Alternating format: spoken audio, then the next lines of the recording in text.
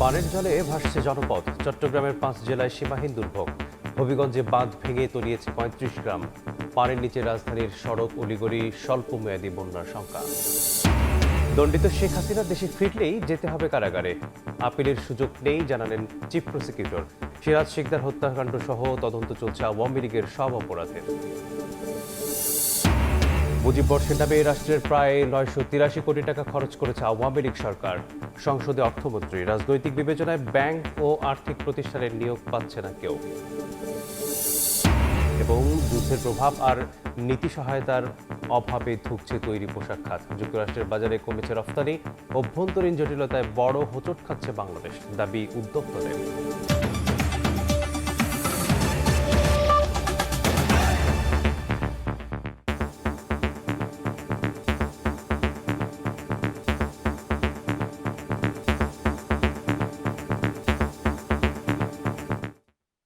ভোরের সময় সঙ্গে আছি আমি মেসবাহুল আলিফ। বানের জলে ভাসছে জনপদ। কক্সবাজারে পানিবন্দী লাখো মানুষের বেঁচে থাকার লড়াই। ঘরে নেই খাবার, উনুনে জ্বলছে না আগুন। ভেসে গেছে বিস্তীর্ণ ফসলি মাঠ আর মৎস্যের ক্ষেত। ভারী বৃষ্টিতে বন্যা পরিস্থিতির আরও অবনতি হয়েছে। দুর্গতদের অভিযোগ, এখনও সব এলাকায় পৌঁছায়নি খাদ্য সহায়তা। ক্যামেরায় ওমর ফারুককে সাথে নিয়ে জানাচ্ছেন বুলবুল রেজা। পানিতে টইটম্বর লোকালয়, আতঙ্কে নির্ঘুম রাত কাটছে বানভাসীদের। কক্সবাজারের পেকুয়া উপজেলার সদর ইউনিয়নের প্রায় সব বাড়িঘরেই ঢুকেছে বন্যার পানি। রান্নাঘর তলিয়ে গেছে, খাওয়া দাওয়া নেই, বাড়িতে থাকার আর সুযোগ নেই কারো। এই এলাকায় যাদের আশ্রয় কেন্দ্রে ঠাঁই হয়েছে তারাও নেই স্বস্তিতে। বাড়িঘরে ইবেন ডুবা কাপড় লইরে একখানা করে মানে উড়ি দেয়া কিছু হানা থানা জোয়ার করি বললে সদিন হানা খাই মজ্জম। বাড়ির মাঝে বেশি পানি ওদিকে যাইতেছি আত্মীয় স্বজনের বাড়িঘরের মধ্যে এক গলা হানা হয়ে গেছে, তখন রান্না বান্না করতে পারছি না, খাইতে পারছি না। আত্মীয় স্বজনের বাড়িতে গেছিলাম, পানি উঠে নাই, এখন উদের বাড়িতে পানি উঠছে, এখন আমরা কোথায় যাব? পুরো ইউনিয়নের মানুষ এখন পানিবন্দী। রোববার ভোর থেকে শুরু হওয়া ভারী বর্ষণে কক্সবাজারের পেকুয়া ও চকরিয়া উপজেলায় বন্যার আরও অবনতি হয়েছে। শুকনো খাবার ও পানির সংকট তীব্র হচ্ছে। রাস্তার পাশে যেগুলো আছে এগুলা থেকে আনিয়া, দূরের থেকে আনিয়া খাচ্ছি। দক্ষিণ মেহেরনামা আবাসন প্রকল্প 200 পরিবার এখনো পানির তলে। বন্যা দুর্গতরা বলছেন, সময় যত যাচ্ছে বন্যার পানি ততই বাড়ছে। প্রশাসনের তৎপরতা নেই বলে অভিযোগ অনেক বানভাসীর। চেয়ারম্যান মেম্বার প্লাস সরকারি কোনো লোকজনের প্রশাসনের আমাদের এখনো পর্যন্ত আগে আসে না। ঘর বাড়ি বেগম হারির তলে গরু চলতে গাইয়ে বা এগিয়ে। অভিযোগ রয়েছে একটি মহল পেকুয়া উপজেলার স্লুইস গেটগুলো বন্ধ রাখার কারণে বন্যার পানি নামতে দেরি হচ্ছে। উপজেলা নির্বাহী কর্মকর্তাও স্বীকার করলেন বিষয়টি। হাতে গোনা 10% লোক যারা আসলে এইসব ব্যবসার সাথে জড়িত, তাদের জন্য আসলে অনেকেরই ক্ষতি হচ্ছে। তবে আমরা এটা চেষ্টা করতেছি এটা অপসারণের জন্য। জেলা পরিষদের প্রশাসক জানান, তালিকা তৈরি করে বন্যা দুর্গতদের কাছে পৌঁছে দেয়া হচ্ছে ত্রাণ সামগ্রী। প্রত্যেকটা উপজেলায় আমরা কক্সবাজার জেলা পরিষদ এই বন্যা দুর্গত অসহায় মানুষের পাশে দাঁড়াবে। আকস্মিক বন্যায় কক্সবাজার জেলার 40টি ইউনিয়নের প্রায় 4 লাখ বাসিন্দা পানিবন্দী। শনিবার কোথাও কোথাও পানি নামলেও রোববারের বৃষ্টি আবারও নতুন করে উদ্বেগ তৈরি করেছে। আমি এই মুহূর্তে দাঁড়িয়ে আছি কক্সবাজার জেলার পেকুয়া উপজেলার সদর ইউনিয়নের একটি বাড়ির উঠোনে। এখানে কোমর সমান পানি, কোনো কোনো বাড়িতে আবার গলা সমান পানি। এই এলাকার যারা বাসিন্দা রয়েছেন কেউ বাড়িতে থাকার উপায় নেই। কেউ এখন আশ্রয় নিয়েছেন আশ্রয় কেন্দ্রে, কেউ আবার মূল সড়কে, কেউ আত্মীয় স্বজনের বাড়িতে। এই এলাকার মানুষের প্রশ্ন, এই পরিস্থিতি থেকে কবে উত্তরণ সম্ভব? যে ধারায় বৃষ্টি বর্ষিত হচ্ছে, অর্থাৎ যে ভারী বৃষ্টি হচ্ছে, এটি যদি অব্যাহত থাকে তাহলে পরিস্থিতি আরও খারাপের দিকে যাবে। বুলবুল রেজা, সময় সংবাদ, পেকুয়া, কক্সবাজার। এদিকে পার্বত্য অঞ্চলেও প্লাবিত নিম্নাঞ্চল। দুর্গত এলাকায় দেখা দিয়েছে বিশুদ্ধ পানি আর খাবারের সংকট। কিছু এলাকায় পানি নামতে শুরু করায় ফুটে উঠেছে ক্ষয়ক্ষতির চিহ্ন। বন্যার্তদের পাশে দাঁড়িয়েছে বিজিবি এবং সেনাবাহিনী। এদিকে হবিগঞ্জের খোয়াই নদীর 2টি অংশে বাঁধ ভেঙে তলিয়েছে 35টি গ্রাম। টানা বর্ষণে বন্দরনগরী চট্টগ্রামে আবারও জলাবদ্ধতার সৃষ্টি হয়েছে। আগের মতো নেই ভারী বৃষ্টি। উন্নতির দিকে পার্বত্য অঞ্চলের আবহাওয়া পরিস্থিতি। কমতে শুরু করেছে পাহাড় থেকে নেমে আসা ঢলের পানিও। তবে পার্বত্য অঞ্চলের নিচু এলাকা এখনও পানিতে তলিয়ে আছে। বান্দরবনের সাঙ্গু ও মাতামুহুরী নদীর পানি কিছুটা কমলেও এখনও বিপদসীমার উপরে। উঁচু এলাকা থেকে পানি সরে গেলেও শহরের আর্মিপাড়ার শেরেবাঙ্গানগর, ইসলামপুর, বালাঘাটা, কালাঘাটা সহ এখনও পানির নিচে। বন্যা দুর্গত 122টি পরিবারকে উদ্ধারের পাশাপাশি যোগাযোগের ব্যবস্থা সচল রাখতে কাজ করছে বিজিবি। বাসায় খাদ্য নাই, পানি নাই, গৃহ মন্দির মধ্যে আর কি জীবনযাপন পার করতেছি। পানি কমতে থাকায় রাঙ্গামাটির বাঘাইছড়ি, বিলাইছড়ি, বরকল, জুরাছড়ি উপজেলার বন্যা পরিস্থিতি উন্নতি হয়েছে। ধীরে ধীরে আশ্রয় কেন্দ্র ছাড়তে শুরু করেছে মানুষ। বৃষ্টি কমায় খাগড়াছড়ির দিঘিনালার ছোট মেরুং ইউনিয়ন থেকে পানি নেমেছে। ঘরবাড়িতে ফিরেছে মানুষ, খুলতে শুরু করেছে দোকানপাট। উজান থেকে নেমে আসা পাহাড়ি ঢলে ভাসছে দক্ষিণ চট্টগ্রামের সাতকানিয়া সহ কয়েকটি উপজেলা। সাঙ্গু নদী ও ডলু খালের ঘরবাড়িতে পানি উঠায় বিপর্যস্ত জনজীবন। এদিকে রোববার ভোর থেকে টানা বর্ষণে চট্টগ্রাম নগরীর পাঁচলাইশ, কাতালগঞ্জ এলাকায় দেখা দেয় জলাবদ্ধতা। হাঁটু থেকে কোমর সমান পানিতে তলিয়ে যায় সড়কগুলো। এই ময়লা পানিতে হেঁটে মানুষ আর ঠ্যাঙ্গুলো গা হয়ে যাচ্ছে। এদিকে হবিগঞ্জ সদর উপজেলার কালীগঞ্জ এলাকায় খোয়াই নদীর বাঁধ ভেঙে লোকালয়ে ঢুকে পড়েছে পানি। প্লাবিত 35টি গ্রাম। এরই মধ্যে নতুন করে আরো কয়েকটি স্থানে বাঁধ ভাঙার আশঙ্কা দেখা দিয়েছে। তানজিল হাসনাত, সময় সংবাদ।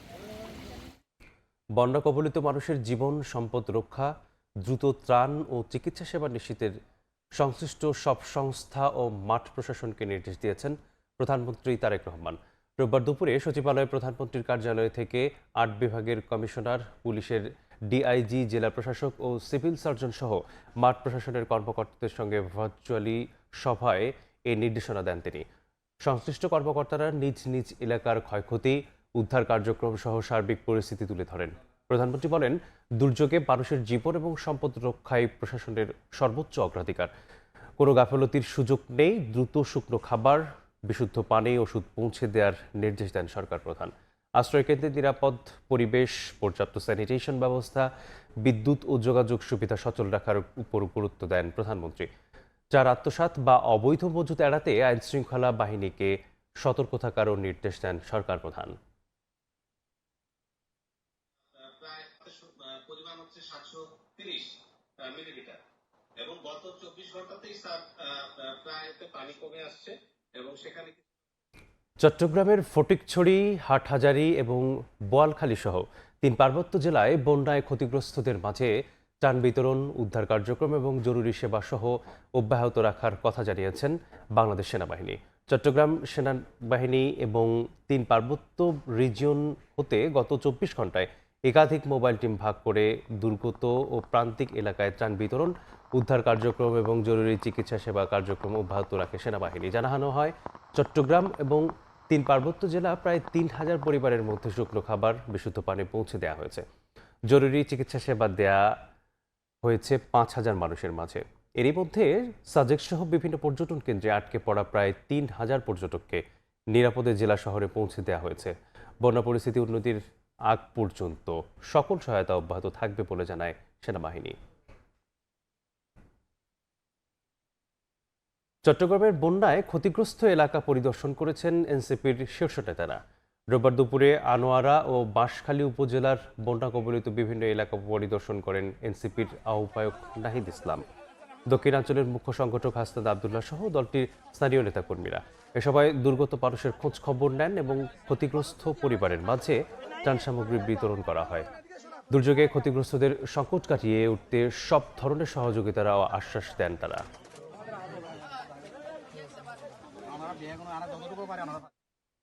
রেকর্ড বৃষ্টির পাশাপাশি মাছ ও লবণের ঘের রক্ষায় স্লুইস গেটগুলো বন্ধ রাখায় চট্টগ্রাম ও কক্সবাজারের দীর্ঘস্থায়ী হচ্ছে বন্যা ও জলাবদ্ধতা।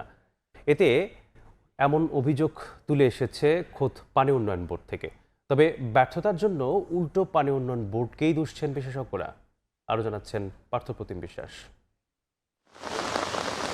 সাগরে জোয়ারের পানি ঢুকতে না দেওয়ার পাশাপাশি বৃষ্টির পানি দ্রুত অপসারণে বাঁশখালীতে 85টি সুইচ গেট রয়েছে। স্বাভাবিক সময়ে জোয়ারের সুইচ গেট বন্ধ রাখা হয় যাতে সমুদ্রের লবণাক্ত পানি লোকালয়ে প্রবেশ করতে না পারে, আর ভাটার সময় গেট খুলে দেওয়া হয় যাতে উজানের বন্যার পানি ও বৃষ্টির পানি দ্রুত নদী হয়ে সাগরে চলে যেতে পারে। কিন্তু টানা বর্ষণ ও পাহাড়ি ঢলে বন্যা সৃষ্টি হলে অনেক স্থানে মাছ চাষের সুবিধার্থে খাল ও নদীর ওপর নির্মিত অবৈধ বাঁধের কারণে বন্যার পানি সুইচ গেট পর্যন্ত পৌঁছাতেই পারেনি। একই অভিযোগ স্থানীয় বাসিন্দাদেরও। সুইচ গেট বন্ধ থাকায় বন্যার পানি নামতে সময় লেগেছে বলে দাবি তাদের। ওরা মাছ খাওয়ার জন্য দীর্ঘদিন ধরে আমাদের এই সুইচ গেটগুলো খুলতেছে না। সুইচ গেট বন্ধ থাকার কারণে আজকে আমরা পানির মধ্যে বাঁচতেছি। 20 থেকে 25 বছর এই এলাকার মানুষ, এই এলাকার কৃষকরা ভালোভাবে চাষাবাদ করতে পারে না। সামান্য পানিতে আমাদের এই এলাকা তলিয়ে যায়। অনেক জায়গায় কাঠ দিয়ে অধিকাংশ বন্ধ রেখে কিছু জায়গা খোলা রাখা হয়েছিল। পানির প্রবাহ কমিয়ে অনেক জায়গায় মাছ ধরা ও মাছের ঘের রক্ষার চেষ্টা করা হয়। মাছ ও লবণের ঘের বাঁচাতে সুইচ গেট বেআইনিভাবে বন্ধ রাখায় দক্ষিণ চট্টগ্রামে বন্যা পরিস্থিতি দীর্ঘস্থায়ী হয়েছে বলে অভিযোগ পানি উন্নয়ন বোর্ডের ঊর্ধ্বতন কর্মকর্তার। এটা তারা নিজেরা ওখানে মাছ ধরার তাদের টেন্ডেন্সি ছিল। তারপরে আমরা প্রশাসনের হেল্প নিয়ে যেখানে যেখানে আমরা অভিযোগ পেয়েছি সেখানে গিয়ে আমরা এগুলো সব ভেঙে সবগুলো গেট ওপেন করা হয়েছে। তো আমরা আশা করছি যে দ্রুত জমাট পানিটা নেমে যাবে। সুইচ গেট নিয়মিত রক্ষণাবেক্ষণ না হলে পলি জমে যায় উল্লেখ করে নগর পরিকল্পনাবিদ প্রকৌশলী দেলোয়ার হোসেন মজুমদার জানান, সঠিক সময়ে সুইচ গেট খুলতে না পারার দায় পানি উন্নয়ন বোর্ডও এড়াতে পারে না। পানি উন্নয়নের বোর্ডের দায় শতভাগ। আমি একটা হচ্ছে যদি এটা ফিল্ট্রেশনের কারণে অপারেবল না থাকে তাইলেও তারা দায়ী, আর একইভাবে কোনো দুর্বৃত্তের কারণে যদি খুলতে না পারে এবং তারা যদি আইন শৃঙ্খলা রক্ষাকরণের সহায়তা না নেয় তাহলে ডেফিনেটলি পানি উন্নয়ন বোর্ড দায়ী তার জন্য। এখনো দক্ষিণ চট্টগ্রামের প্রায় 5 লাখ মানুষ পানিবন্দী অবস্থায় মানবেতর জীবনযাপন করছে। পার্থপ্রতিম বিশ্বাস, সময় সংবাদ, চট্টগ্রাম। এদিকে টানা বৃষ্টিতে নাকাল পরিস্থিতি তৈরি হয় রাজধানীর বেশিরভাগ অলিগলি সড়কে। Green road, Birpur, new market সহ বিভিন্ন জায়গায় জমে হাঁটু সমান পানি। বনানী এয়ারপোর্ট সড়কে তীব্র যানজটে চরম ভোগান্তিতে পড়েন কর্মজীবী মানুষ। 24 ঘন্টায় 6 বিভাগে ভারী বৃষ্টির পূর্বাভাস দিয়েছে আবহাওয়া অফিস। আর উত্তর ও দক্ষিণ পূর্বাঞ্চলে স্বল্পমেয়াদী বন্যার আভাস বন্যা পূর্বাভাস কেন্দ্রের।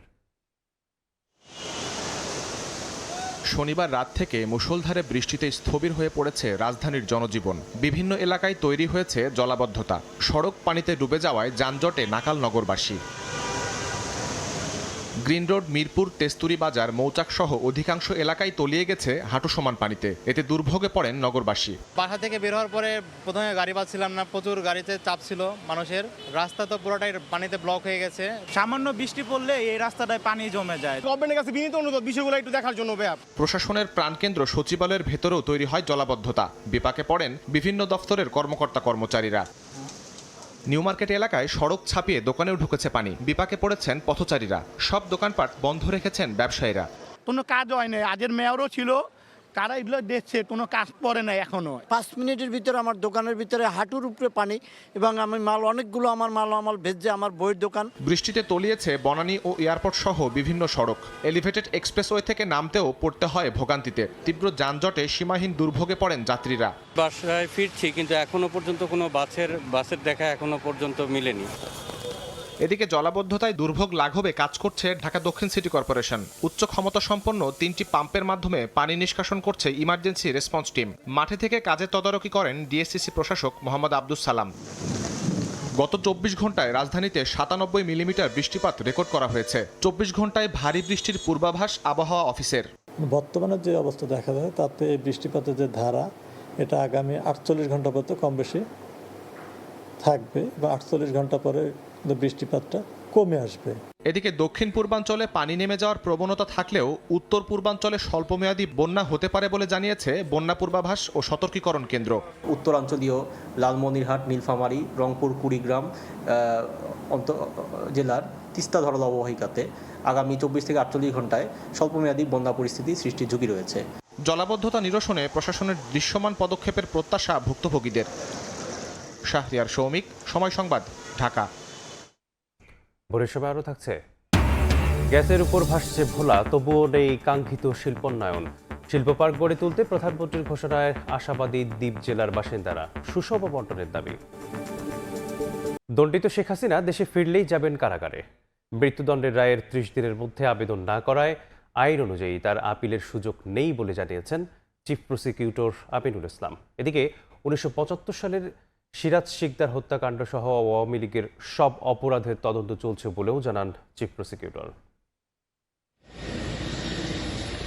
24-এর 5 আগস্ট ছাত্র জনতার অভ্যুত্থানের মুখে ভারতে পালিয়ে যান শেখ হাসিনা। এর মধ্যে আন্তর্জাতিক অপরাধ ট্রাইব্যুনালে মৃত্যুদণ্ডের সাজা হয়েছে তার। এর মধ্যেও বিভিন্ন গণমাধ্যমে বক্তব্য দিয়ে আসছেন তিনি। সবশেষ রাজনৈতিক অঙ্গনে আলোচিত হচ্ছে তার দেশে ফেরার ঘোষণা।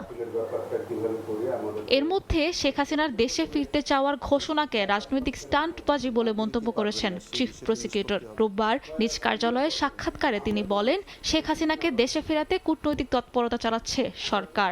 তিনি ভারত সরকারের অধীনে নিয়ন্ত্রণে তিনি নির্বাসনে আছেন। সেই কারণে বাংলাদেশ সরকার বারবার তাকে চিঠি দিয়ে ভারত সরকারের কাছে অনুরোধ জানিয়েছে তাকে ফেরত দেওয়ার জন্য। তিনি যদি ভারত সরকারের নিয়ন্ত্রণে থাকেন তাহলে তো তিনি নিজে নিজে আসার কোনো সুযোগ নাই। হয় তিনি এক্সট্রাডিশন চুক্তির আওতায় তাকে বাংলাদেশ সরকারের কাছে হ্যান্ডওভার করা হবে, অথবা তাকে পুশব্যাক করবে। চিফ প্রসিকিউটর জানান, মৃত্যুদণ্ডের রায়ের 30 দিনের মধ্যে আবেদন না করায় ট্রাইব্যুনাল আইন অনুযায়ী আপিলের সুযোগ হারিয়েছেন শেখ হাসিনা। এখন বিষয়টি নির্ভর করছে সর্বোচ্চ আদালতের উপর। তিনি যদি আসেন অথবা তাকে যদি আনা হয় তাহলে তাকে তো আগে জেলে যেতে হবে, এবং জেলে গিয়ে যদি আপিলের কোনো সুযোগ থাকে, আইনগত সুযোগ যদি থাকে, আমরা মনে করি তার সুযোগ নাই, তারপরে যদি তিনি আপিল দায়ের করেন সেটা তখন হয়তো আদালত সিদ্ধান্ত নেবে। এদিকে 1975 সালে কমিউনিস্ট বিপ্লবী সিরাজ শিকদার হত্যাকাণ্ড সহ আওয়ামী লীগের সব অপরাধে তদন্ত চলছে বলেও জানান চিফ প্রসিকিউটর। তিনি যদি কোনো আপিল দায়ের করেন। সাবরিনা মজুমদার, সময় সংবাদ, ঢাকা। মুজিব বর্ষ পালনের নামে রাষ্ট্রের প্রায় 983 কোটি টাকা খরচ করেছে তৎকালীন আওয়ামী লীগ সরকার। শুধু তাই নয়, শেখ হাসিনার 1 বছরের খাবারের বিল ছিল 35 কোটি টাকা। সংসদে অর্থমন্ত্রী বলেন, আর্থিক খাতের সুশৃঙ্খলা ফেরাতে সর্বোচ্চ গুরুত্ব দিচ্ছে সরকার। বলেন, ব্যাংক ও আর্থিক প্রতিষ্ঠানে রাজনৈতিক বিবেচনায় নিয়োগ পাচ্ছে না কেউ। শুরু হচ্ছে ক্ষণগণনার। শেখ মুজিবুর রহমানের জন্মশতবর্ষ উপলক্ষে 2020-21কে মুজিব বর্ষ ঘোষণা করে তৎকালীন আওয়ামী লীগ সরকার। বছরব্যাপী সরকারি উদ্যোগে পালন করে নানা কর্মসূচি। জেলা উপজেলায় নির্মাণ করা হয় বেদি ও ভাস্কর্য। সময় গণনায় ডিজিটাল বোর্ড। রোববার সংসদের দ্বিতীয় অধিবেশনের প্রশ্নোত্তর পর্বে রংপুর 3 আসনের সংসদ সদস্য মাহবুবুর রহমান বেলাল এই বর্ষ পালনে রাষ্ট্রের ব্যয় জানতে চান। জবাবে অর্থমন্ত্রী জানান, এতে তৎকালীন আওয়ামী লীগ সরকার ব্যয় করেছে 982 কোটি 74 লাখ টাকা। শেখ হাসিনার 1 বছরের খাবারের বিল ছিল 35 কোটি টাকা। মুজিব বর্ষ পালন উপলক্ষে প্রতিটি জেলা উপজেলায় বিভিন্ন ধরনের কর্মসূচি বাস্তবায়ন এবং শেখ মুজিবের ছবি ও বেদি তৈরি, বিভিন্ন সরকারি অফিসে ব্রোঞ্জ, তামা, মার্বেল পাথরের মূর্তি বানাইতে এবং রাষ্ট্রীয়ভাবে সময় গণনার ডিজিটাল বোর্ড তৈরিতে সকল মন্ত্রণালয় বিভাগ সর্বমোট 982 কোটি 91 লক্ষ 74 হাজার কোটি টাকা ব্যয় করেছে মাননীয় স্পিকার। এটা তো শুধু মুজিব বর্ষ, এছাড়া প্রধানমন্ত্রীর 1 বছরের খাওয়া দাওয়ার খরচ হয়েছে 35 কোটি টাকা। অপর এক প্রশ্নের উত্তরে বর্তমান সরকার দেশের আর্থিক শৃঙ্খলা ফেরাতে সর্বোচ্চ গুরুত্ব দিয়ে কাজ করছে জানিয়ে অর্থমন্ত্রী বলেন, ব্যাংক ও আর্থিক প্রতিষ্ঠানে রাজনৈতিক বিবেচনায় সরকার কোনো নিয়োগ দিচ্ছে না। আমরা আশা করছি যে আমরা বড় ধরনের পরিবর্তন ক্যাপিটাল মার্কেটে এনেছি এবং আনতে যাচ্ছি। শুধু দেশের বিনিয়োগকারীদের রাস্তা ফিরে আসে নাই, লিস্টেড কোম্পানিদের রাস্তা ফিরে আসছে। আর্থিক শৃঙ্খলা এই সরকারের টপ প্রায়োরিটি। এই জায়গাটা আমরা কোনো ধরনের কম্প্রোমাইজ করব না। প্রত্যেক কিছু তদন্ত হচ্ছে, অনেকের বিরুদ্ধে ইতিমধ্যে অ্যাকশন নেওয়া হয়েছে এবং এটা একটা চলমান প্রক্রিয়া। সকল সংসদ সদস্যকে দাঁড়িয়ে 1 মিনিট নীরবতা পালনের জন্য আহ্বান জানাচ্ছি। প্রশ্নোত্তর পর্ব শেষে সাবেক রাষ্ট্রপতি, স্পিকার ও বিশিষ্ট আইনজীবী ব্যারিস্টার জমির উদ্দিন সরকারের মৃত্যুতে শোক জানিয়ে অধিবেশনে 1 মিনিট নীরবতা পালন করে দোয়া ও মোনাজাত করা হয়। তার বর্ণাঢ্য কর্মজীবন নিয়ে আলোচনা করেন সরকার ও বিরোধী দলের সংসদ সদস্যরা। সানবীর রূপল, সময় সংবাদ, ঢাকা। নতুন ঋণ কর্মসূচি নিয়ে সরকারের সঙ্গে প্রাথমিক আলোচনা শুরু করল আন্তর্জাতিক মুদ্রা তহবিল IMF। রোববার সচিবালয়ে অর্থ বিভাগের সঙ্গে বৈঠক করে সংস্থাটির 12 সদস্যের প্রতিনিধি দল অর্থমন্ত্রী জানান, ফ্যাসিস্ট আমলের ঋণ কর্মসূচি জনস্বার্থ বিরোধী ছিল, তাই পুরনো কর্মসূচি বাদ দিয়ে নতুন ঋণ কর্মসূচি নিয়ে আলোচনা করা হচ্ছে। নতুন সরকার ক্ষমতায় আসার পর প্রথমবারের মতো ঋণ সম্ভাব্যতা যাচাইয়ে বাংলাদেশ সফরে আইএমএফ। রোববার বাংলাদেশ ব্যাংকে গভর্নরের সঙ্গে সাক্ষাৎ করে আইএমএফের মুদ্রা ও পুঁজিবাজার বিভাগের ডেপুটি ডিভিশনের প্রধান ইভো ক্রিনজারের নেতৃত্বাধীন প্রতিনিধি দলটি। $4.5 বিলিয়ন নতুন ঋণ চুক্তির সম্ভাব্যতা যাচাইয়ে 16 জুন পর্যন্ত সফরে বিভিন্ন দপ্তরের সঙ্গে আলোচনায় ব্যাংক খাতের সংস্কার, রাজস্ব আয় বৃদ্ধি, মূল্যস্ফীতি নিয়ন্ত্রণ ছাড়াও প্রাধান্য পাবে নতুন বাজেট ও বেতন কাঠামো। অর্থমন্ত্রী জানান, আইএমএফের সঙ্গে পুরনো ঋণ কর্মসূচি নয়, বরং দেশের স্বার্থকে প্রাধান্য দিয়ে নতুন ঋণ কর্মসূচিতে যুক্ত হচ্ছে সরকার। এ সময় আগের ঋণ কর্মসূচিরও সমালোচনা করেন তিনি। কিস্তির টাকার চেয়ে আমার জন্য যেটা গুরুত্বপূর্ণ, আমি যে প্রোগ্রামে যাব এখানে বাংলাদেশের মানুষ, বাংলাদেশের স্বার্থ, অর্থনৈতিক স্বার্থ সংরক্ষিত হবে কিনা, এটা আমার জন্য সবচেয়ে গুরুত্বপূর্ণ। নিশ্চয়ই, নাইলে আমরা প্রোগ্রাম থেকে বেরোলাম কেন? গভর্নরের সঙ্গে 2 দফায় বৈঠকের পর মুখপাত্র জানান, আইএমএফের সব শর্ত প্রতিফলিত হয়েছে নতুন মুদ্রানীতিতে।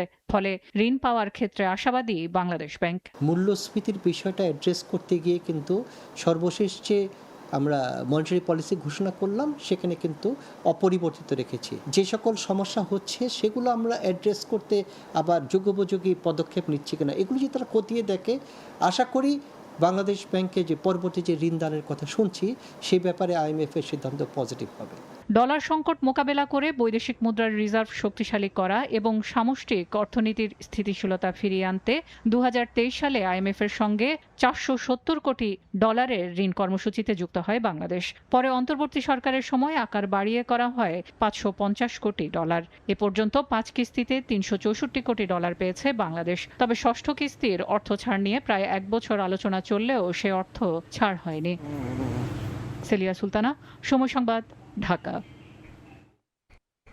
2 দফা জানাজা শেষে জাতীয় সংসদ ভবন এলাকায় নির্ধারিত চত্বরে চিরনিদ্রায় শায়িত হলেন সাবেক স্পিকার ও বিএনপির স্থায়ী কমিটির সদস্য ব্যারিস্টার জমির উদ্দিন সরকার।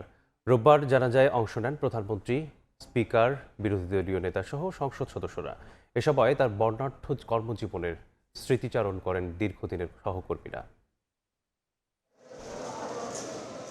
যে সংসদে দীর্ঘদিন স্পিকারের দায়িত্ব পালন করেছেন, রোববার সেখানেই কফিন বন্দী হয়ে আসলেন ব্যারিস্টার জমির উদ্দিন সরকার। জাতীয় সংসদ সচিবালয়ের সর্বস্তরের বৈরী আবহাওয়ার কারণে সংসদের দক্ষিণ প্লাজা টানেলে আয়োজন করা হয় 2য় দফা জানাজা। এতে অংশ নেন প্রধানমন্ত্রী, বিরোধী দলীয় নেতাসহ সংসদ সদস্যরা। ছুটে আসেন তার দীর্ঘদিনের সহকর্মী ও শুভানুধ্যায়ীরা। স্মৃতিচারণ করেন তার বর্ণাঢ্য কর্মজীবনের। মানুষটি সম্পর্কে সকলেই এক বাক্যে স্বীকার করেন যে তার কোনো ব্ল্যাক স্পট তার জীবনে নেই। ব্যারিস্টার নওশাদ জমিরের সমগ্র জীবন অত্যন্ত বর্ণাঢ্য। তিনি রাজনীতিবিদ হিসাবে যেভাবে সফল ছিলেন, তেমনি আইনজীবী হিসাবে সেই একইভাবে সফল ছিলেন। রাজনীতিতে তার সবচেয়ে বড় যে জিনিসটা আমাদের কাছে মনে হয় যে তিনি গণতন্ত্রের ব্যাপারে ছিলেন একেবারে অবিচল। চাল চলনে অভিজাত, অভিজ্ঞ একজন ভদ্র রাজনীতিককে আমরা হারিয়েছি। তিনি তার এলাকা পঞ্চগড় এবং অন্যান্য অঞ্চলেও সাধারণ মানুষের অনেক কল্যাণ সাধন করেছেন। জানাজা শেষে ফুল দিয়ে শ্রদ্ধা জানানো হয় রাষ্ট্রপতি, প্রধানমন্ত্রী ও স্পিকারের পক্ষ থেকে। এরপর সংসদ ভবনের নির্ধারিত স্থানে দাফন করা হয় সাবেক এই স্পিকারকে। রোববার ভোরে রাজধানীর একটি হাসপাতালে চিকিৎসাধীন অবস্থায় মারা যান জাতীয় সংসদের সাবেক স্পিকার ও বিএনপির স্থায়ী কমিটির সদস্য ব্যারিস্টার জমির উদ্দিন সরকার। বাদ জোহর ধানমন্ডির তাকওয়া মসজিদে তার প্রথম জানাজা অনুষ্ঠিত হয়। সোমবার দেশব্যাপী শোক কর্মসূচি পালন করবে বিএনপি। শাহিন আলম, সময় সংবাদ, ঢাকা। মানসম্মত পরিকল্পিত জনসংখ্যা একটি দেশের সবচেয়ে বড় সম্পদ ও শক্তি উল্লেখ করে পরিবার পরিকল্পনা কার্যক্রম ঢেলে সাজানোর আহ্বান জানিয়েছেন রাষ্ট্রপতি মোহাম্মদ শাহাবুদ্দিন। রোববার এক অনুষ্ঠানে সমৃদ্ধ দেশ করতে দক্ষ মানব সম্পদ তৈরির তাগিদ দিয়েছেন রাষ্ট্রপতি। তারুণ্যের প্রত্যাশা ও জাতীয় অগ্রাধিকারকে প্রাধান্য দিয়ে পালিত হচ্ছে বিশ্ব জনসংখ্যা দিবস। রোববার ওসমানী স্মৃতি মিলনায়তনে বিশ্ব জনসংখ্যা দিবসের অনুষ্ঠানে যোগ দিয়ে রাষ্ট্রপতি মোহাম্মদ শাহাবুদ্দিন বলেন, মানসম্মত পরিকল্পিত জনসংখ্যা একটি দেশের সবচেয়ে বড় সম্পদ ও শক্তি, আর অপরিকল্পিত ও অদক্ষ জনগোষ্ঠী দেশের জন্য বড় চ্যালেঞ্জ। মানসম্মত ও পরিকল্পিত জনসংখ্যা একটি দেশের সবচেয়ে বড় সম্পদ ও শক্তি, উন্নয়নের মূল ভিত্তি, সমৃদ্ধের চাবিকাঠি। আবার অপরিকল্পিত ও অদক্ষ জনগোষ্ঠী দেশের জন্য বড় চ্যালেঞ্জ। তরুণদের বিজ্ঞান, প্রযুক্তি, প্রকৌশল, কারিগরি ও বৃত্তিমূলক শিক্ষা, গবেষণা এবং উদ্ভাবনী দক্ষতায় সমৃদ্ধ করে আগামী দিনের দক্ষ মানব সম্পদে রূপান্তর করার উপর জোর দেন রাষ্ট্রপতি। বাংলাদেশের মোট জনসংখ্যার প্রায় 1/3 তরুণ। এই বিশাল কর্মক্ষম জনগোষ্ঠী আমাদের বড় সম্ভাবনা। তাই আজকের তরুণদের আগামী দিনের দক্ষ মানব সম্পদে রূপান্তর করতে হবে। আর তা করতে না পারলে এই সম্ভাবনাই একসময়ে বেকারত্ব, দারিদ্র্য, সামাজিক অস্থিরতা ও অর্থনৈতিক চাপের কারণ হয়ে দাঁড়াতে পারে।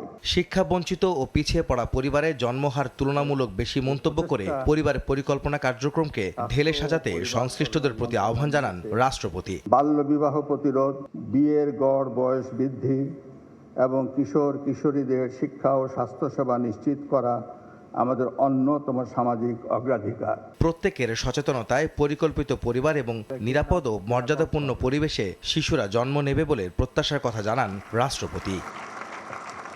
আহমেদ সালেহিন, সময় সংবাদ, ঢাকা। প্রাথমিক বৃত্তি পরীক্ষায় অংশগ্রহণ কম হলেও এবার বৃত্তি পেয়েছেন প্রায় ৮০,০০০ শিক্ষার্থী। এর মধ্যে ট্যালেন্ট পুলের বৃত্তি পেয়েছে ৩৩,০০০। নিবন্ধনের পরও কেন বিপুল সংখ্যক শিক্ষার্থী পরীক্ষায় অংশ নিচ্ছে না তা খতিয়ে দেখার কথা জানিয়েছেন শিক্ষামন্ত্রী। আগামীতে পরীক্ষার পরিধি ও বৃত্তির সংখ্যা বাড়ানোর পরিকল্পনারও কথা জানান তিনি। চলতি বছরের এপ্রিলে অনুষ্ঠিত হয় ২০২৫ সালের প্রাথমিক বৃত্তি পরীক্ষা। এতে সারা দেশ থেকে অংশ নেয় ২,৫৬,০০০ শিক্ষার্থী, কিন্তু নিবন্ধিতদের মধ্যে প্রায় ৩৫% পরীক্ষায় অংশ নেয়নি। রোববার দুপুরে আন্তর্জাতিক মাতৃভাষা ইনস্টিটিউটে আনুষ্ঠানিকভাবে বৃত্তি পরীক্ষার ফল প্রকাশ করে প্রাথমিক ও গণশিক্ষা মন্ত্রণালয়। এবার মোট ৭৯,২৪৬ জন শিক্ষার্থী বৃত্তি পেয়েছে। এর মধ্যে ট্যালেন্ট পুলে ৩২,৯৬৫ জন এবং সাধারণ গ্রেডে বৃত্তি পেয়েছে ৪৬,২৮১ জন। শিক্ষামন্ত্রী জানান, আগামীতে আরো বড় পরিসরে বৃত্তি পরীক্ষা আয়োজন করা হবে। একই সঙ্গে বৃত্তির সংখ্যা বাড়ানোরও পরিকল্পনা রয়েছে। এদিকে শিক্ষার্থীদের পরীক্ষায় অনুপস্থিতি ও শিক্ষকদের প্রশিক্ষণের ব্যাপারে সরকার কাজ করছে বলে জানান প্রাথমিক ও গণশিক্ষা প্রতিমন্ত্রী। আগামীতে বৃত্তির সংখ্যা বাড়িয়ে বাজেটে অন্তর্ভুক্ত করা হয়েছে বলে জানিয়েছে প্রধানমন্ত্রীর উপদেষ্টা মাহাদি আমিন। প্রধানমন্ত্রীর নির্দেশনায় আমরা সিদ্ধান্ত নিয়েছি প্রতি বছর বৃত্তি পরীক্ষায় অংশগ্রহণকারী শিক্ষার্থীর সংখ্যা যেন আমরা বাড়াতে পারি। সরকারি প্রাথমিকের বাইরেও প্রাইভেট কিন্ডারগার্টেনদেরও যেন উৎসাহিত করতে পারি এই বৃত্তিতে অংশগ্রহণ করবার জন্য সব ধরনের পদক্ষেপ মাননীয় প্রধানমন্ত্রীর ডিরেক্ট নেতৃত্বে আমাদের মন্ত্রণালয় থেকে নেওয়া হচ্ছে। 33% আমাদের জেনারেল স্কুলে ড্রপ করেছে, 45% ড্রপ করেছে মাদ্রাসায়, এবং 54% ড্রপ করেছে কারিগরিতে। It's a huge number. এটা আমরাও দেখেছি এবং এই ব্যাপারে আমরা সক্রিয় চিন্তা করছি কি কারণে হচ্ছে। 64 জেলার ডিসি এবং বোর্ডের চেয়ারম্যানদের সাথে কথা বলে কোথায় কি হচ্ছে না হচ্ছে সেগুলি মনিটরিং করেই আমরা পরীক্ষা নেওয়া না নেওয়ার সিদ্ধান্তগুলো নিচ্ছি। আমরা লেটেস্ট ওয়েদারম্যানের রিপোর্ট এখনো পাইনি, তারা অপেক্ষা করছে। এর আগে জাতীয় শিক্ষাক্রম ও পাঠ্যপুস্তক বোর্ড আয়োজিত এক অনুষ্ঠানে শিক্ষামন্ত্রী বলেন, নতুন পাঠ্য বইয়ের মলাট, ভেতরের কাগজ এবং ছাপার মান এমন হতে হবে যাতে তা শিক্ষার্থীদের কাছে আরো আকর্ষণীয় হয়ে ওঠে। ভবিষ্যৎ প্রজন্মের শিক্ষার্থীদেরকে আমরা সুন্দর বই উপহার দেব। আবু সাইদ নিশান, সময় সংবাদ, ঢাকা। ভোরের সময় আরও থাকছে, টানা প্রবল বর্ষণে জলমগ্ন পটুয়াখালীর বিস্তীর্ণ ফসলি জমি নষ্ট হয়ে গেছে আমন ধানের বীজতলা। অনেক জমি অনাবাদি থাকার শঙ্কায় কৃষক।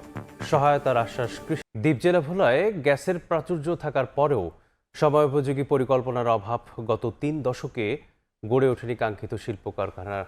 অলস পড়ে আছে প্রায় 2 ট্রিলিয়ন ঘনফুট গ্যাস। চাহিদার চেয়ে বেশি উৎপাদন ক্ষমতা নিয়ে ব্যবহারকারীর অপেক্ষায় বিতরণকারী প্রতিষ্ঠানগুলো। এতে উন্নয়ন বঞ্চিত হচ্ছেন বাসিন্দারা।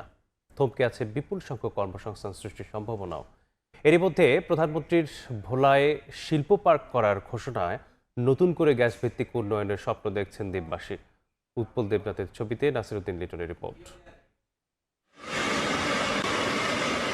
1995 সালে ভোলার শাহবাজপুর গ্যাস ক্ষেত্রের আবিষ্কার করে বাপেক্স, যেখানে মজুদ আছে প্রায় 2 ট্রিলিয়ন ঘনফুট গ্যাস। প্রায় 14 বছর পর 2009 সালে শুরু হয় সেই গ্যাসের বাণিজ্যিক উত্তোলন। বর্তমানে এই ক্ষেত্র থেকে দৈনিক উত্তোলন হচ্ছে 122 মিলিয়ন ঘনফুট। বিতরণকারী প্রতিষ্ঠান সুন্দরবন গ্যাস কোম্পানির মাধ্যমে 2টি বিদ্যুৎ কেন্দ্র, 7টি শিল্প কারখানা ও 2344টি আবাসিক সংযোগে সরবরাহ করা হচ্ছে 70 থেকে 75 মিলিয়ন ঘনফুট।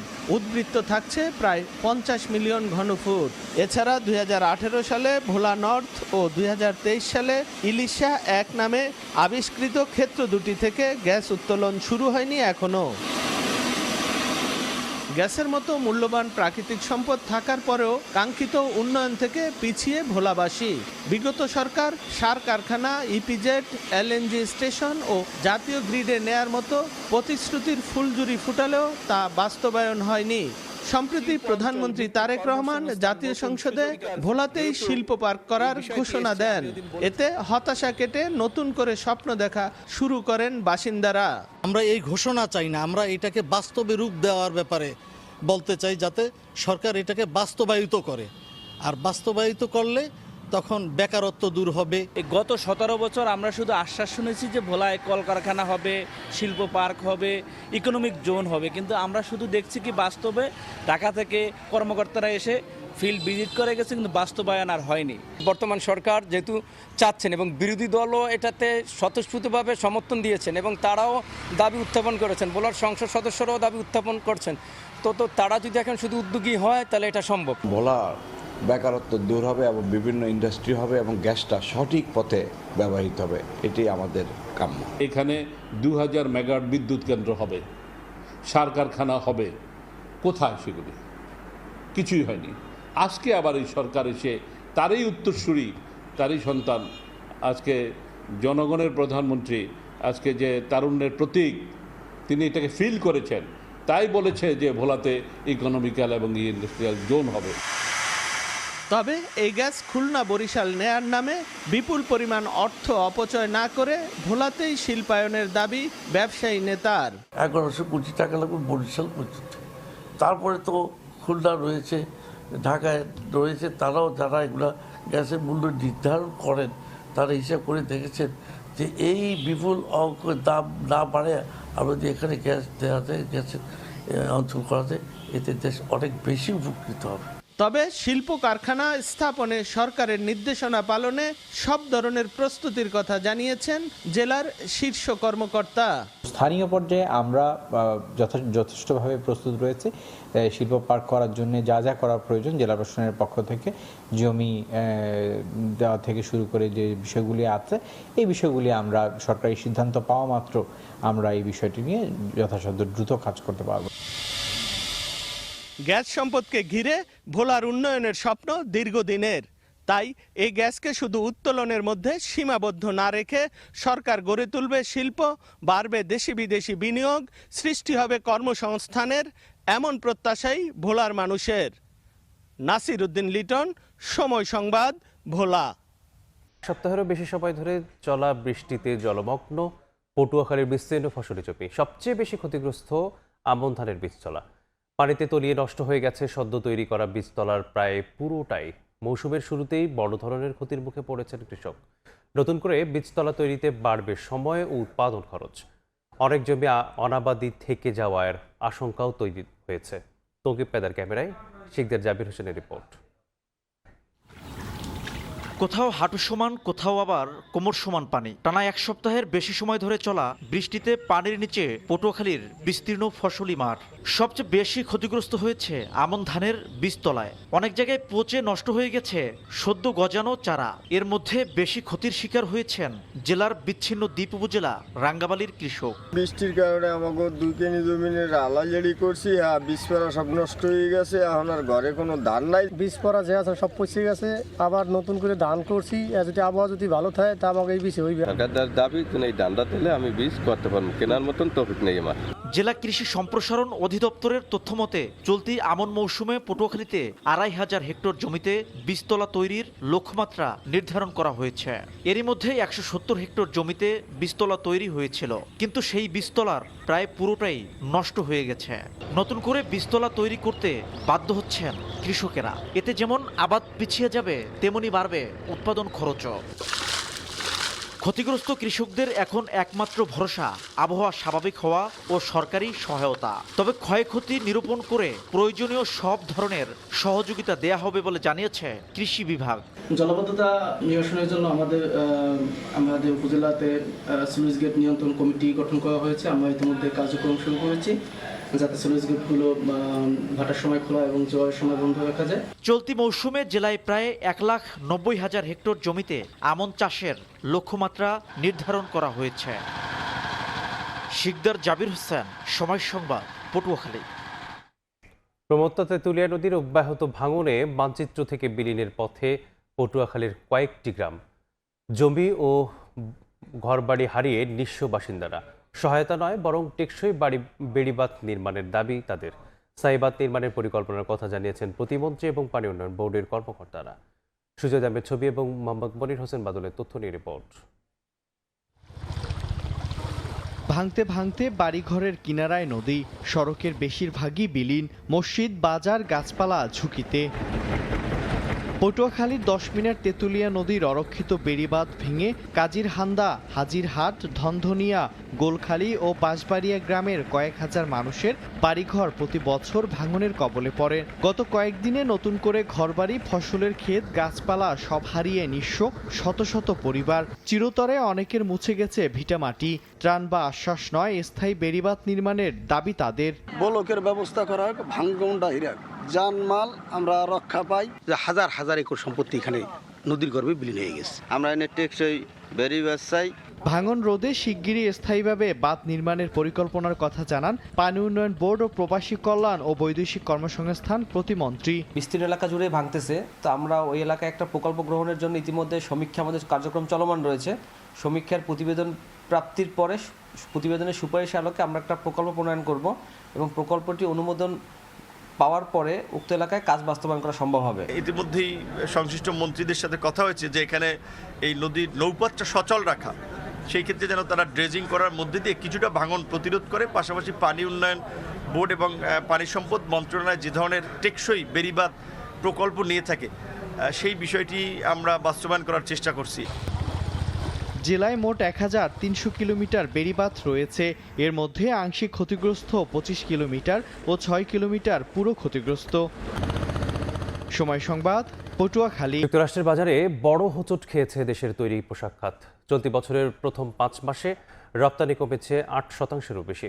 বছর ব্যবধানে প্রায় ৬% কমেছে রপ্তানির পরিমাণ, ২% কমেছে পোশাকের গড় মূল্য। এর বিপরীতে বড় প্রবৃদ্ধি হয়েছে ইন্দোনেশিয়া, কম্বোডিয়া ও ভিয়েতনামের উদ্যোক্তাদের মাঝে। চীন, ভারতের রপ্তানি কমলেও অভ্যন্তরীণ জটিলতায় সুযোগ নিতে পারছে না বাংলাদেশ। MS আরিফিনের report. রপ্তানি উন্নয়ন ব্যুরো ইপিবির হিসাবে ২০২৫-২৬ অর্থবছরে একক বড় বাজার যুক্তরাষ্ট্রে ৪% প্রবৃদ্ধি হয়েছে বাংলাদেশের। অথচ ২০২৬-এরই প্রথম ৫ মাস জানুয়ারি থেকে মে সময়ে বাজারটিতে রপ্তানি কমেছে ৮.০৮%। এমন তথ্যই মিলেছে ইউএস বাণিজ্য দপ্তরের টেক্সটাইল ও অ্যাপারেল বিভাগ অটেকজার সবশেষ পরিসংখ্যানে। অটেকজার তথ্য, এই সময়ে যুক্তরাষ্ট্রে ৩২৪ কোটি ৫ লাখ ডলারের পোশাক রপ্তানি করেছেন উদ্যোক্তারা। বছর ব্যবধানে আয় কমেছে ৮.০৮%। তবে কম্বোডিয়া ১৪.৯০ আর ইন্দোনেশিয়ার ৫.৪৯% প্রবৃদ্ধি হলেও দ্বিতীয় অবস্থান ধরে রেখেছে বাংলাদেশ। শুধু আয় নয়, বাজারটিতে কমেছে বাংলাদেশের রপ্তানির পরিমাণও। জানুয়ারি থেকে মে সময়ে যুক্তরাষ্ট্রে পোশাক গেছে ১০৮ কোটি ৫০ লাখ এসএমই, যা আগের বছরের তুলনায় ৬.২১% কম। পাশাপাশি ইউনিট মূল্য ২% কমে নেমেছে $2.৯৯। কম্পিটিশন করতে চায়নার সাথে, আমি কম্পিটিশন করতে ভারতের সাথে, আমি কম্পিটিশন করতে ভিয়েতনামের সাথে। সেখানে তারা অনেক ধরনের ট্যাক্স হলিডে রেখেছে নতুন নতুন বিনিয়োগ আকৃষ্ট করার জন্য। আর সেই জায়গায় আমি যখন কম্পিটিশন টিকতে পারতাম, তখন আমার উপর আপনি ২৭% ট্যাক্স ধার্য করলেন।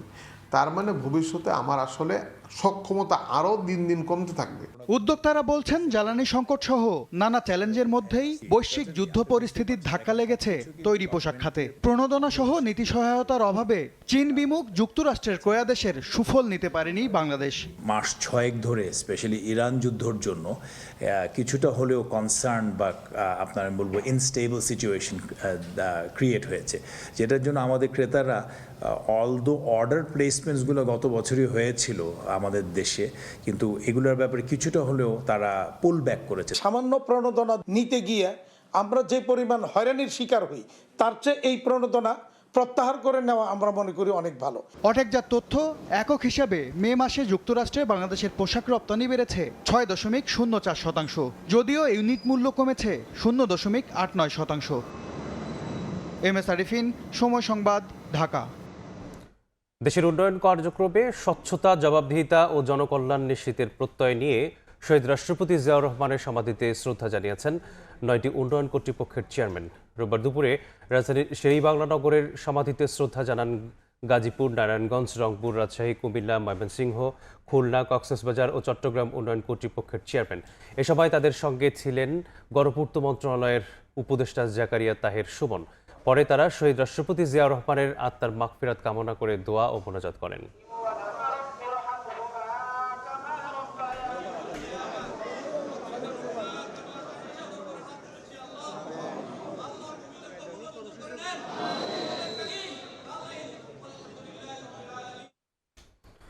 গবেষণা ভিত্তিক উচ্চশিক্ষা ছাড়া আন্তর্জাতিক র্যাঙ্কিংয়ে এগিয়ে যাওয়া সম্ভব নয় বলে মন্তব্য করেছেন অর্থ ও পরিকল্পনা মন্ত্রী আমির খসরু মাহমুদ চৌধুরী। তিনি বলেন, সরকারি বেসরকারি বিশ্ববিদ্যালয়ের বিভাজন নয়, কেবল সমন্বিতভাবে কাজ করলেই দক্ষ মানব সম্পদ গড়ে তোলা সম্ভব। রোববার রাতে রাজধানীতে বাংলাদেশ বেসরকারি বিশ্ববিদ্যালয় সমিতি আয়োজিত জাতীয় নতুন বাজেট বাস্তবায়নে বেসরকারি বিশ্ববিদ্যালয়ের ভূমিকা শীর্ষক মতবিনিময় সভায় এসব কথা বলেন অর্থমন্ত্রী। গবেষণা উদ্ভাবন ও দক্ষ ভিত্তিক শিক্ষার বিনিয়োগ বাড়ানোর উপর গুরুত্ব দেন তিনি। এ সময় ইউজিসি চেয়ারম্যান অধ্যাপক ডক্টর মামুন আহমেদ বলেন, শুধু অর্থায়ন বৃদ্ধি বা কর কমানো নয়, শিক্ষার মান বাড়াতে বিশ্ববিদ্যালয়গুলোর সঙ্গে শিল্পকথের সংযোগ এবং স্কিল বেসড শিক্ষা আরও জোরদার করতে হবে। বাংলাদেশের বর্তমান সরকারের যে পলিসিটা, সেটা হচ্ছে আমাদের যে রিসার্চ ইজ ওয়ান পিক, সেটা আপনারা আমার থেকে অনেক ভালো জানেন, যে আমাদের অ্যাকচুয়ালি ইউনিভার্সিটিগুলোর রেটিংয়ে যদি আনলেস রিসার্চে যদি আমরা ভালো না করি, আসলে আমাদের রেটিংয়ে কিন্তু ইন্টারন্যাশনাল রেটিংয়ে কিন্তু আমরা কিন্তু যেতে পারবো না। অফকোর্স আমাদের এডুকেশনাল কোয়ালিটি স্ট্যান্ডার্ড বেঞ্চমার্ক যেটা আমরা যেখানে যেতে চাচ্ছি, সেটার জন্য দরকার। Money is always best used by the private sector, এটা আমি বিশ্বাস করি। ভোরের সময় এই ছিল আমার কাছে। পরবর্তী সংবাদগুলো জানাতে যুক্ত হবেন আলিশা ইসলাম। ধন্যবাদ মেজবা। পরবর্তী সংবাদগুলো জানাতে যুক্ত হব আমি আলিশা ইসলাম। দেখছেন ভোরের সময়, সঙ্গেই থাকুন। বিভিন্ন পদে পদোন্নতি দিতে অনিয়মের অভিযোগ উঠেছে আনসার ভিডিপি উন্নয়ন ব্যাংকের ব্যবস্থাপনা পরিচালকের বিরুদ্ধে। তদন্ত শেষে গেল বছরের ডিসেম্বরে এর সত্যতা জানিয়েছে অর্থ মন্ত্রণালয়। বঞ্চিতদের পদায়নের নির্দেশ দেওয়া হলেও এখনও তা আলোর মুখ না দেখায় ক্ষুব্ধ ভুক্তভোগীরা। জোরপূর্বক বদলির ঘটনারও অভিযোগ তুলেছেন ব্যাংকটির কর্মকর্তা কর্মচারীরা। তদন্ত প্রতিবেদনের ভিত্তিতে দ্রুত ব্যবস্থা নেয়ার তাগিদ টিআইবির। বিষয়টি খতিয়ে দেখার আশ্বাস দিয়েছেন অর্থমন্ত্রী। সাইফুল ইসলামের রিপোর্ট।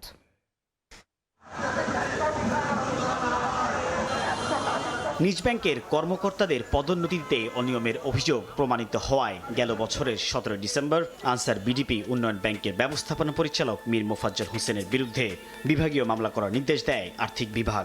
একই সঙ্গে দেয়া হয় যোগ্যতা মোতাবেক পদায়নের নির্দেশও।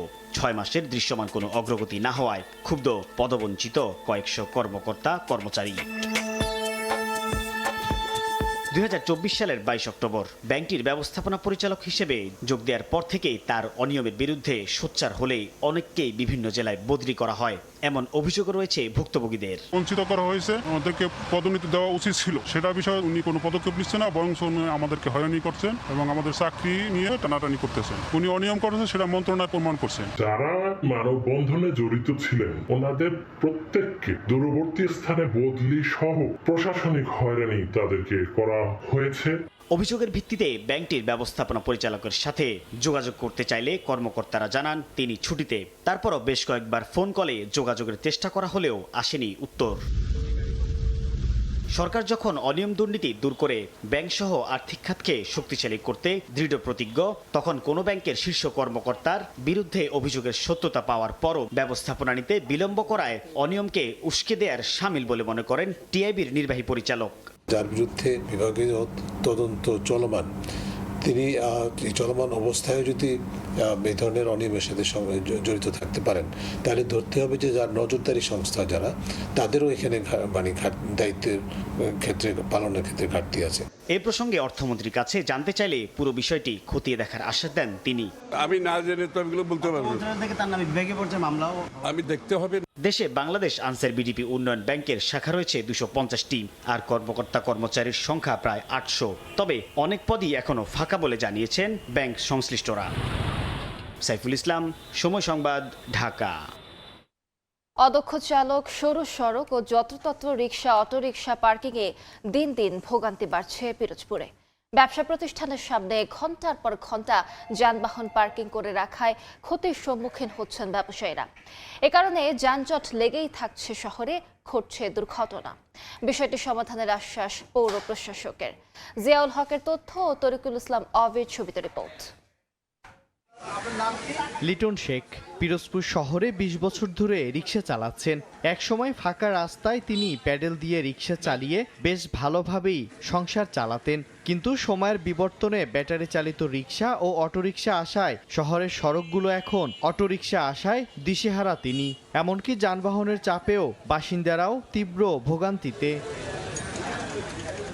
জেলা শহর পরিকল্পিতভাবে গড়ে না ওঠায় সরু রাস্তা আর প্রশস্ত করা সম্ভব হয়নি। তার উপর ব্যবসা প্রতিষ্ঠানের সামনে ঘন্টার পর ঘন্টা যানবাহন পার্কিং করে রাখায় স্কুল কলেজগামী শিক্ষার্থী, পথচারী ও ব্যবসা বাণিজ্যে ঘটছে মারাত্মক বিপর্যয়। পাশাপাশি বাড়ছে যানজট। তবে চালকরা বলছেন, শহরের অটো স্ট্যান্ডে কোনো ব্যবস্থা না থাকায় বাধ্য হয়ে তারা রাস্তায় যাত্রী ওঠানামা করছেন। যানজট হয়, ইনকাম বাণিজ্য কম হয়, চারিদিকে না গাড়ি গুড়ি আসে, বাসায় যাওয়া যায় না। আর মানে জ্যামের কারণে মেইনলি, আর আশেপাশে মানে হাঁটার জন্য, আমাদের হাঁটার জন্য স্পেশাল কোনো স্পেসিফিক কোনো রাস্তা নাই, ফুটপাত নাই। মাঝে মাঝে দেখা যায় গাড়ি ঘোড়া আমাদেরকে ধাক্কা দেয়। রাস্তার দুই ধারে যে ইজি বাইকগুলো দাঁড়াই থাকে, অযথা দাঁড়াই থাকে, বিভিন্ন অ্যাক্সিডেন্টগুলো ঘটায়। এই জন্য আমি অনুরোধ করছি প্রশাসনকে তাদের জন্য একটি প্রশিক্ষণের ব্যবস্থা করা হোক। তবে পৌর প্রশাসক বলছেন, যানজট দূর করা, রিকশা ও অটোরিকশা নিয়ন্ত্রণের চেষ্টা চলছে। ওই পৌরসভা কতটা যানবাহন নেয়ার ক্ষমতা রাখে, ওই সংখ্যক যানবাহনকে আমরা আলাদা করতে চাচ্ছি, এবং ওই যানবাহনের বাইরে অন্য কোনো যানবাহনকে আমরা পৌরসভার পেরিফেরির ভিতরে আসতে দিতে চাচ্ছি না। জেলায় প্রায় 5000-এরও বেশি রিকশা, অটোরিকশা রয়েছে। সময় সংবাদ, পিরোজপুর। গুলশান থেকে বরিশালের উদ্দেশ্যে রওনা হয়েছেন প্রধানমন্ত্রী তারেক রহমান। সরকার প্রধান হিসেবে প্রথমবারের মতো বরিশাল সফরে যাচ্ছেন তিনি। একদিনের এই সফরে বৃক্ষরোপণ ও খাল খনন কার্যক্রম এবং দলীয় জনসভায় অংশ নেবেন সরকার প্রধান। প্রধানমন্ত্রীর সফর কেন্দ্র করে জেলা জুড়ে গড়ে তোলা হয়েছে নিরাপত্তা বলয়। এদিকে অবহেলিত দক্ষিণাঞ্চলের অবকাঠামো ও শিল্পায়নের বিভিন্ন দীর্ঘমেয়াদী দাবির বিষয়ে প্রধানমন্ত্রীর কাছ থেকে ইতিবাচক ঘোষণার অপেক্ষায় আছেন বরিশালবাসী।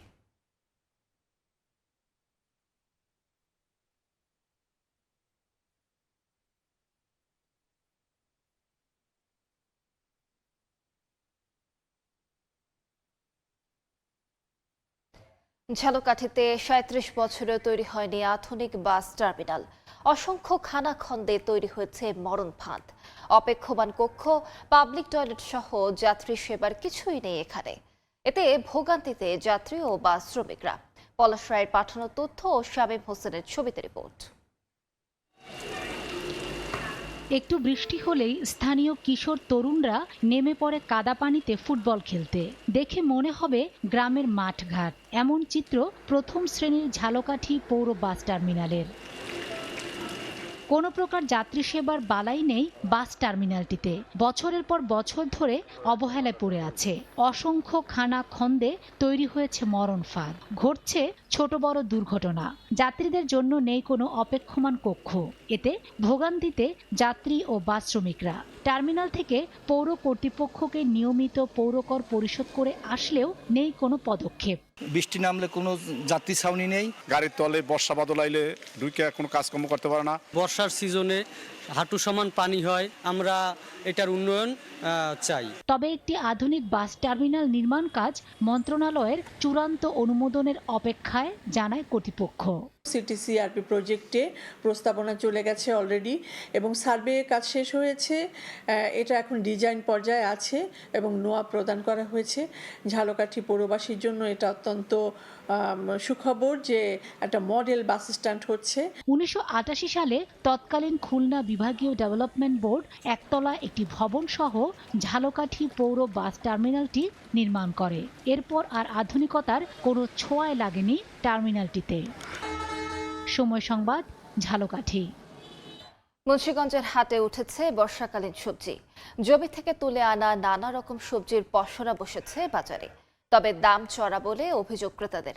এ বিষয়ে আরো খবর জানাতে যুক্ত হচ্ছেন রিপোর্টার নাসিরউদ্দিন উজ্জ্বল। সরাসরি যাচ্ছি তার কাছে। উজ্জ্বল,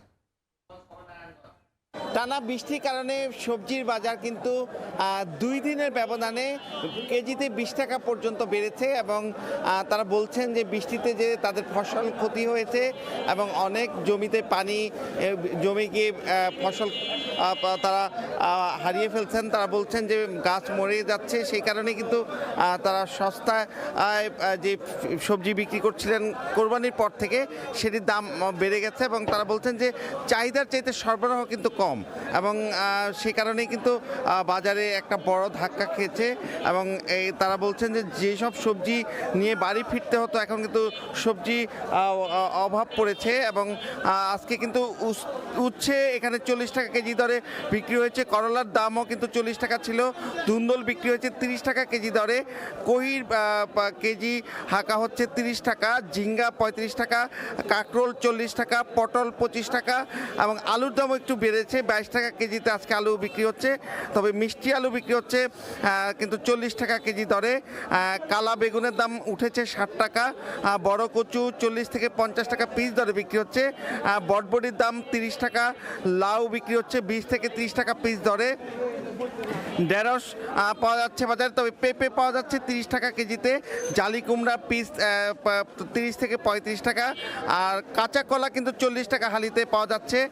শসার দাম উঠেছে কিন্তু 100 টাকা আর কাঁচামরিচের ঝাল হচ্ছে 140 টাকা। লেবু পাওয়া যাচ্ছে 20 থেকে 30 টাকা হালিতে এবং টমেটোর দাম কিন্তু অনেক বেড়ে গেছে। তারা বলছেন যে টমেটো এখন 300 টাকা কেজিতে বিক্রি হচ্ছে। গাজর বিক্রি হচ্ছে 100 থেকে 120 টাকা আর ধনেপাতার দাম কিন্তু 150 থেকে 200 টাকা কেজিতে।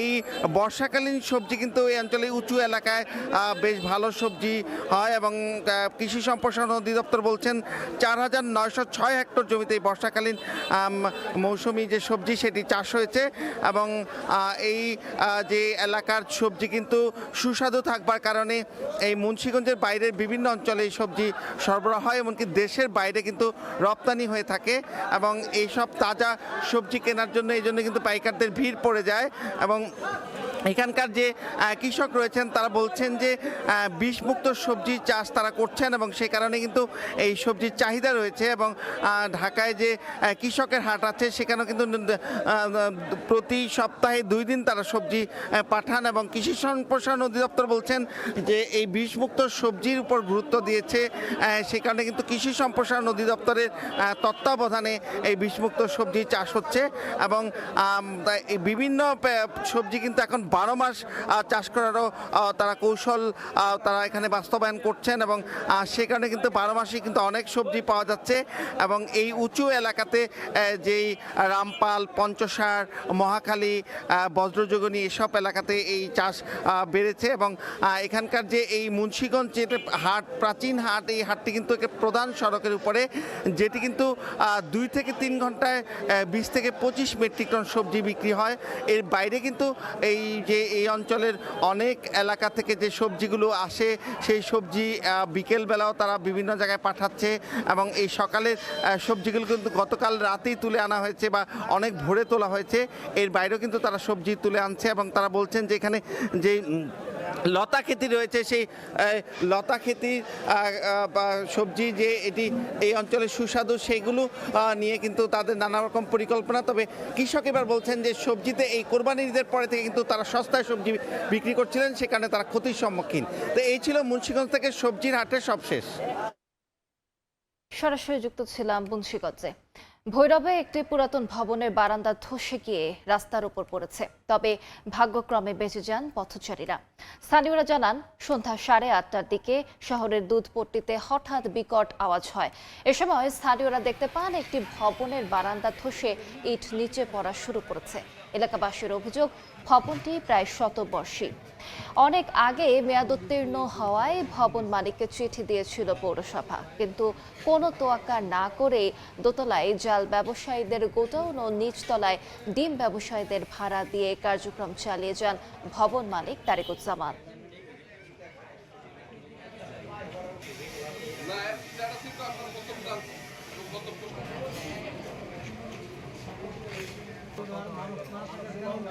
এটা আসলে গত কয়েক বছর ধরেই মানে এরকম অবস্থা, ধসার মতো অবস্থা, এবং এটা নিয়ে আসলে কারো কোনো অ্যাওয়ারনেস নাই। আমি নিজে ব্যক্তিগতভাবে গত 3-4 মাস ধরে সোশ্যাল মিডিয়াতে কয়েকবার পোস্ট দিচ্ছি, এবং এটা নিয়ে ইউনো সাহেবের কানে গেছে। আওয়াজ হয়েছে, নামও শেষ করে জোর জোরে ভেঙে পড়ে গেছে, পুরো বিল্ডিংই অর্ধেকটা পড়ে গেছে। আর যে এখন যে বিল্ডিংটা আছে বর্তমানে, এটা যদি পড়েছে কারোর পেছে পড়ে, এটা আল্লাহ পাক জানে। নারায়ণগঞ্জের রূপগঞ্জ উপজেলার হাটাবো এলাকায় টানা বৃষ্টিতে সৃষ্টি হয়েছে জলাবদ্ধতা। পানিবন্দী 7টি গ্রামের প্রায় 20,000 মানুষ। এ বিষয়ে আরো খবর জানাতে সঙ্গে যুক্ত হচ্ছেন রিপোর্টার রাশিদুল ইসলাম। যাচ্ছি তার কাছে। রাশিদুল,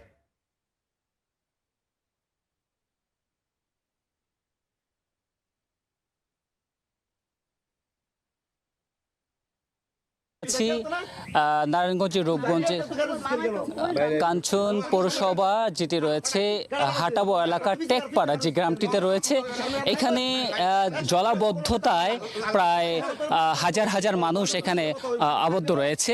এবং আমার যে চারিপাশে দেখতে পাচ্ছেন যে জায়গাগুলো রয়েছে, পানিতে ভরাট করা দেখতে পাচ্ছেন, যে এখানে প্রায় 60টি গ্রামে 20,000-এর মতো লোক এখানে বসবাস করে। তো আমার যে স্ক্রিনটাতে দেখতে পাচ্ছেন, সেটা একটা যেটি দৃশ্যটি দেখতে পাচ্ছেন, সেটি কোনো নদী বা খাল নয়, এটি একটি জনপদ, যেখানে গত কয়েক দিনের টানা বৃষ্টির পর ভয়াবহ জলাবদ্ধতা সৃষ্টি হয়েছে।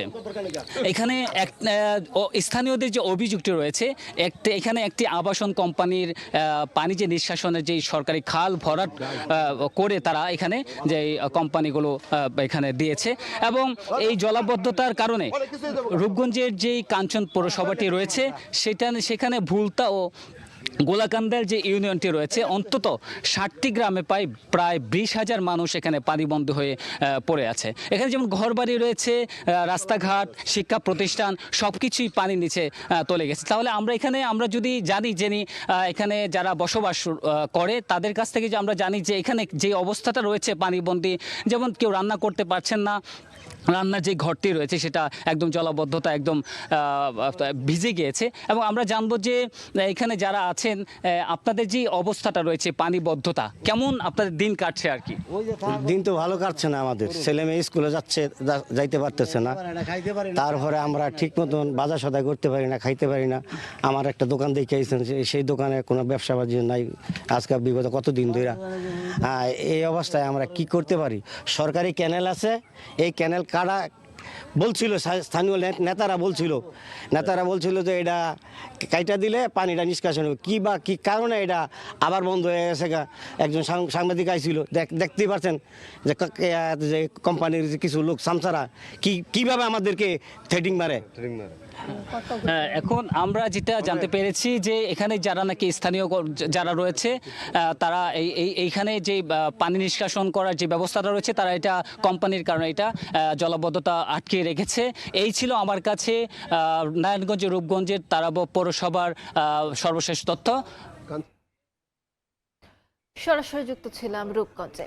ফরিদপুরে একটি ভবনের ফ্ল্যাট বাসা থেকে অচেতন অবস্থায় কোয়েল চৌধুরী নামে এক ব্যক্তিকে উদ্ধার করে হাসপাতালে নেওয়ার পর মৃত মৃত্যু ঘোষণা করা হয়েছে। স্থানীয়রা জানান, এই খবর তার কানাডিয়ান প্রবাসী বোন ও স্বজনদের জানালেও কেউ খোঁজ নিতে আসেননি। পরে তাকে স্থানীয় বাসিন্দাদের সহযোগিতায় শহরের আলিপুর কবরস্থানে সমাহিত করা হয়েছে। এর আগে রোববার দুপুরে অচেতন অবস্থায় শহরের পূর্ব খাবাসপুর এলাকার চৌধুরী ভিলা নামে একটি ভবন থেকে তাকে অচেতন অবস্থায় উদ্ধার করে পুলিশ। পরে ফরিদপুর মেডিকেল কলেজ হাসপাতালে নেওয়া হলে চিকিৎসক তাকে মৃত ঘোষণা করেন।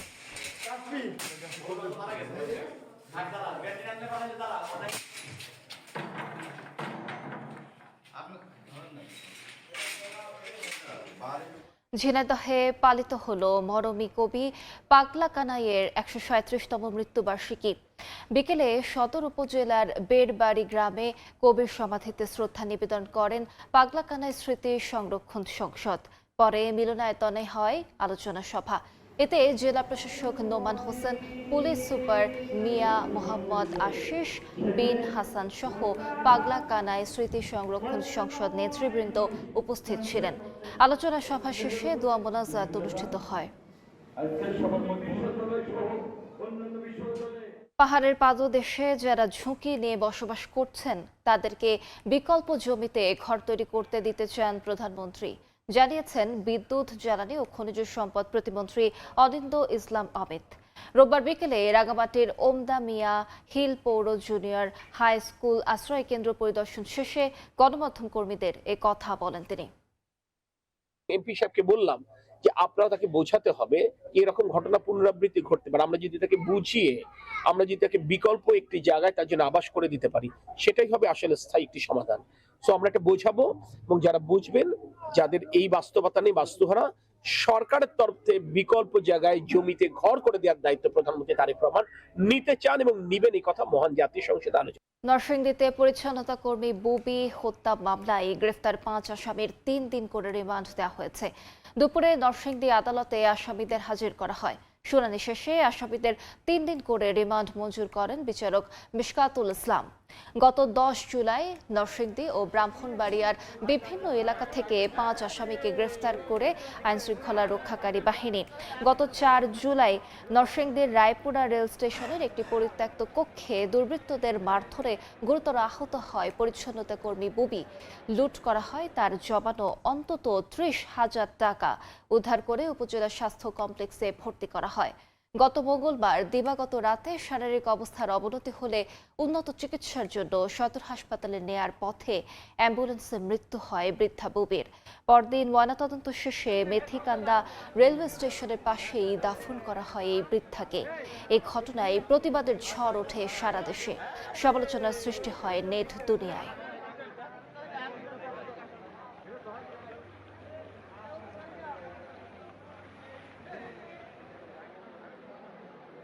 সাতক্ষীরা সীমান্তে ভারতীয় 2 চোরাকারবারিকে লক্ষ্য করে গুলিবর্ষণ করেছে বিজেপি। ব্যাটালিয়ন 33 বিজেপির অধিনায়ক লেফটেন্যান্ট কর্নেল কাজী আশিকুর রহমান প্রেস বিজ্ঞপ্তিতে জানান, ভোরে তলিগাছা সীমান্তে টহলকালে ভারতীয় 2 চোরাকারবারির অবস্থান দেখতে পায়। টহল দলের উপস্থিতি টের পেয়ে তারা দ্রুত পালানোর চেষ্টা করলে টহল দল তাদের থামতে বলে। এক পর্যায়ে তাদের আত্মসমর্পণের নির্দেশ দেওয়া হয়। না মেনে পালিয়ে যাওয়ার চেষ্টা করলে ভারতীয় চোরাকারবারিদের ওপর গুলি বর্ষণ করে বিজেপি।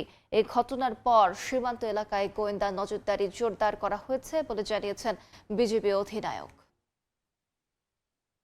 ও ভারী বর্ষণে বন্যা ও পাহাড় ধসের ঘটনায় রাঙামাটির কাপ্তায়ে ক্ষতিগ্রস্তদের মাঝে ত্রাণ সামগ্রী বিতরণ করেছে বিজেপি। রোববার বিকেলে বড়ইছড়ি সরকারি কলেজ মাঠে এই আয়োজন করা হয়। 41 বিজেপির উদ্যোগে বড়ইছড়ি ও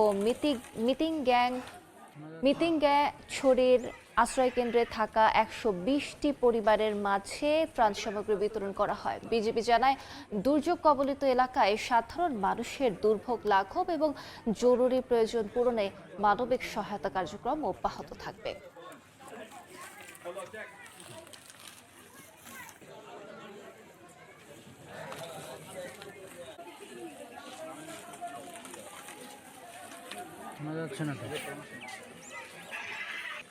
কক্সবাজারে জেলের ছদ্মবেশে মিয়ানমারের সার ও তেল পাচারের সময় নগদ 12.5 লাখ টাকা সহ 2 যুবককে আটক করা হয়েছে। বিজেপি জানায়, ভোরে গোপন সংবাদের ভিত্তিতে পালংখালী বিওপির টহল দল সীমান্ত এলাকায় অভিযান চালায়। এ সময় গুইল্লাখালী সীমান্ত দিয়ে 2 যুবককে সন্দেহজনকভাবে বাংলাদেশে প্রবেশ করতে দেখা যায়। থামার নির্দেশ দিলে তারা পালিয়ে যাওয়ার চেষ্টাকালে ধরা পড়েন। পরে তাদের তল্লাশি করে 12,48,300 টাকা জব্দ করা হয়। জেলে পরিচয়ে নাফ নদীর সীমান্ত দিয়ে মিয়ানমারে সার ও তেল বিক্রি করে নগদ টাকা নিয়ে ফেরার কথা স্বীকার করে বলে জানিয়েছে পুলিশ।